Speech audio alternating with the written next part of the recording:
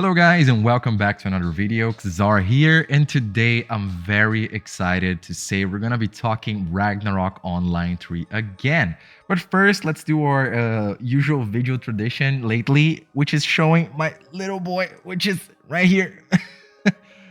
Toothless is a bit he was playing with his ball, so he wants to go back to play. I know. You can go, or you just sit there. That's fine too. So let's get right into it. So we just got some brand new things from both the Discord server for Ragnarok Online 3, but we also just got a brand new gameplay video showing a bunch new features, a bunch new content. First of all, what we see right away, and we have seen this before on the previous trailers as well, is how this game plays a lot more into the environment, right? The 3D space matters so much more. We can see by the hole where the ranger is just shooting arrows across the hole into the enemy and just makes the enemy have to go across the entire ground while the ranger can just keep doing damage and taking advantage of the area that he has, right? Which is pretty cool, honestly. At the bottom, we have a brand new UI from the last video that we got, which is much more clean. I think they just made things much more readable and understandable, and also on the right spaces too. But maybe you can just add it yourself and make it your own style, right?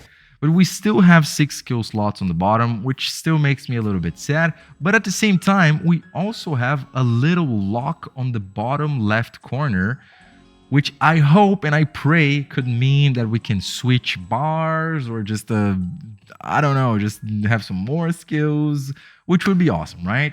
Bringing back that old Ragnarok quick bar. The skill bars was not only for skills, it was kind of like a hotkey, a hot bar, where you could put your consumables, your items, your buff items, your elemental changes, scrolls, your arrows, and also your skills. So I think it was pretty handy, and it was a very unique thing that Ragnarok had, which I think it's pretty vital. I would like to see it as well in Ragnarok 3, right?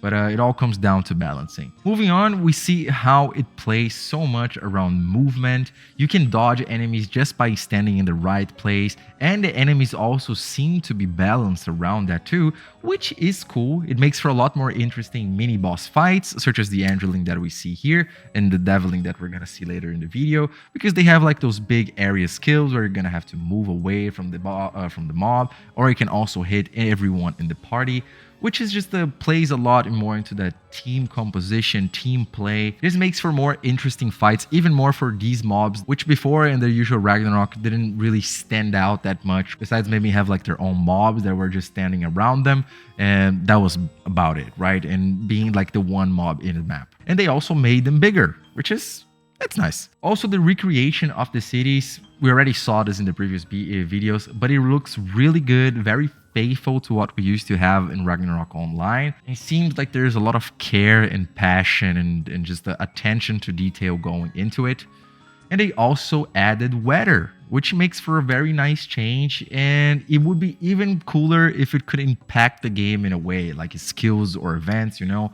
Like imagine your thunder can do more damage during a thunderstorm, during the rain, or maybe you can spawn a special MVP during a thunderstorm, or let's say you spawn Satan Morok during your quest in Morok, and it brings like a huge freaking sandstorm, which would be awesome. Also, seeing the shops around Frontera just, I don't know if it's ease of mind, but I don't know, it's a feeling of peace.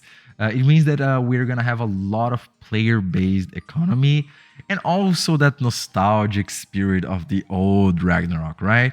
It doesn't mean we won't be having pay to win. This is still a gravity game after all, but it's still so nice to see so many shops around Frontera. Always gave me that feeling of going to like those big medieval cities, fantasy cities that we see in like shows, animes, whatever, and there are merchants everywhere just screaming, trying to sell their items, which is, I don't know, it just looks cool. Again, we see how the playability of the game changed. We have a high wizard using skills with no casting time, one after the other. Like they still have their own unique cooldown, but there's no like casting time, no variable cast, no fixed cast.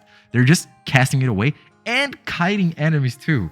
Like if we go back into the olden days of the old classic Ragnarok where you had to pray for the enemy to miss while you were casting, or you were just praying that they were slow enough not to get to you, or you went to farm for a fan card, or you're just crying because you're not being able to level up because you just suck and you can't cast anything, or you forgot to level up your dexterity and now you have a huge casting time.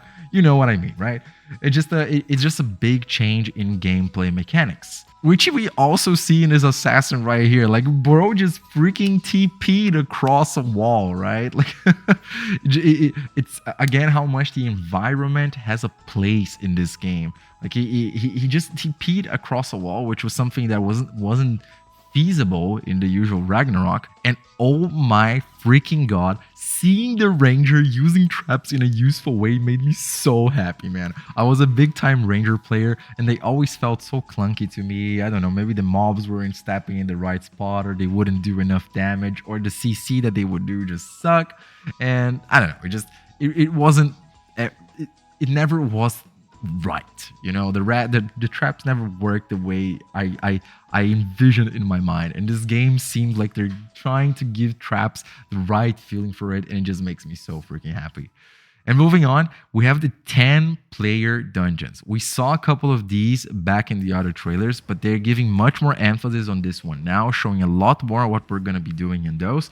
And I think it's awesome. It brings me back to hunting MVP with my friends because we couldn't solo it, and it has a lot of that vibe, right? But the combat mechanics scare me a little bit. I mean, they don't seem hard. It doesn't seem like it's gonna be too complicated to follow the patterns or dodge things or stand here, etc.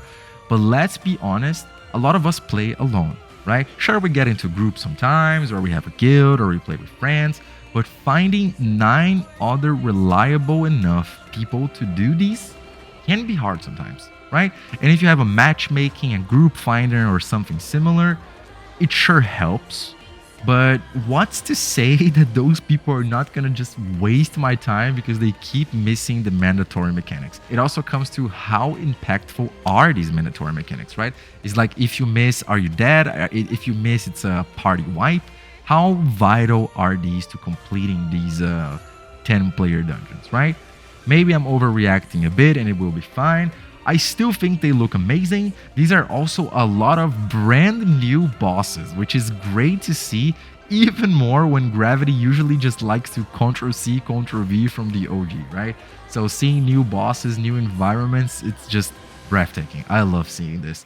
And bro, Guild League, it looks so good. I don't know if we're still gonna be getting the good old War of the Empyrean, but the new one has a couple new mechanics. We can see at the top that the two teams are fighting for points. It kind of reminds me a bit of Battlegrounds, right? And also like the way PvP used to work in Guild Wars 2. If you know, you know.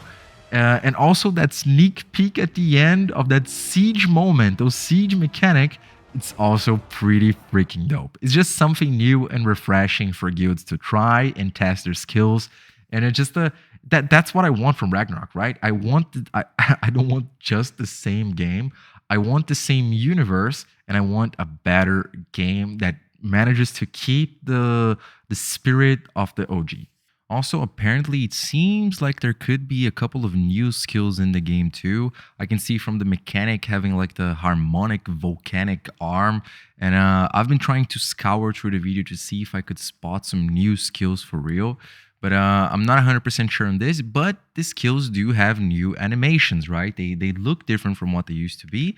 Like, even though they are still trying to retain some of that old magic from the original Ragnarok, it still seems like they have a couple of new mechanics to them. Also, one weird detail that I noticed, and I'm not 100% sure if that's supposed to be, maybe it's just because it's a test server and the game is not completely done yet, but apparently the third classes were playing as a level 99 character, which is kind of weird if you know that third classes play usually from 100 to 150 or 175, 85, 200, and so on, right? But yeah, just a small detail that I noticed, but probably just because of a test server. Okay, so this trailer was awesome, and it really pulls the nostalgia strings and tickles that little kid inside of me, you know? And I want to be hyped for this game so much, but I also need and I want to be cautious, because if you played Ragnarok or any Ragnarok variant in the past, you know what I'm talking about. This game is amazing and we've made so many great memories in it, but it is led by a greedy company that likes money just as much, right? So to me, the success of this game will be based on how much you can really progress through your own efforts and how much of it will just be by swiping. Oh, and one other thing that made me worrisome is that this game, it's pretty much an action RPG right now, right? It follows more the line of something like Path of Exile, Diablo, Lost Ark, more Lost Ark maybe on the boss fights, where we have a lot more movement-based skill, player agency on combat, dodging areas of attacks, using environment, etc. And it's not like those things were not present in the original Ragnarok, but they weren't as impactful or necessary, right? Even skills now have more of that ARPG resemblance where you get like a couple of core skills, like in this case, the 6 skills, and you can cycle through them, right? You just keep spamming, spamming, spamming. Then by the time you're done with all 6, you get to spam the first one again, and so goes on, right? And I'm really, really hoping that little lock on the side means we can either switch bars or something like that. But also, it's very important to say this. It seems like they're taking a lot of player feedback in account. Like in the Discord server, they have been very active recently. I'm gonna leave a link down below so you can pre-register for the game yourself, or a link to also go to the Discord if you want to. They keep us with brand new updates, and now we have some of the devs coming to the Discord as well to share some of their thoughts and share what they want from the game, and also to be able to interact more with players, right? Just yesterday, one of the producers for Ragnarok 3 came to the server. He left a big text talking about how he came to work in the game, what he aims for the game, what are his aspirations, what is he working on, and what he wants to hear from the community too, that he wants to hear from the community, that he doesn't mind criticism, and that he takes it as the most honest form of love from players, right? Which is really cool to see this. It's very necessary, and we need this for this game, right? This game, Ragnarok, has been a hit or miss for so many different variations of this game. Ragnarok 2, Ragnarok Online, mobile, and I don't know. There's so many different versions. I can't quite remember right now. So it's really nice to see, and I hope this is this is the truth behind it, right? That we're getting a much more in touch with players' development, right? So I encourage you highly to go to the Discord. They're also still taking players for the test that's gonna be happening soon, but just be warned, it's mostly on the eastern side of the world, the eastern side players of the world. So Taiwan, Japan, China, Korea, those players are getting to test it. But if you are from one of those regions, go sign up for yourself and make sure to play, because I really want to see it. It's a shame I can't, but play it for me, okay? That should be about it for today, guys. I really hope you enjoyed this video. Please leave a comment down below. Let's talk about Ragnarok. This game is so beautiful. I love it so much, and I want to share this love for this game with other people. So please leave a comment down below. Let's chat about it a little bit. I want to talk about your experiences with the game too, and I hope to catch you in the next one. Czar out.